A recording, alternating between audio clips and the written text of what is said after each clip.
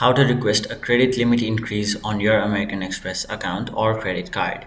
Hey everyone, welcome back to another tutorial video. In today's video, I'll show you how you can request a credit limit increase on your American Express credit card. So to do that, first of all, go to the official homepage of American Express, which is americanexpress.com, and simply log into your account. Now once you've logged in, your homepage will look somewhat like this, where in order to request a credit limit increase, all you have to do is tap on the statements tab, which is right over here. After that, you'll receive four different options. Tap on the fourth option, which is request credit limit increase.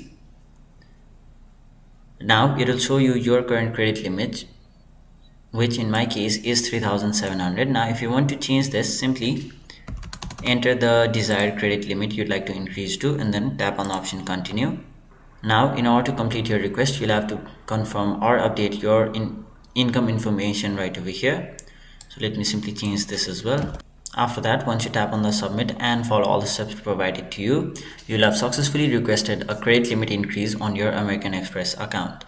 So that was it for this video. Hope this video was helpful to you guys, and if it was, make sure you like this video and subscribe to our channel so that you don't miss out on further videos such as these.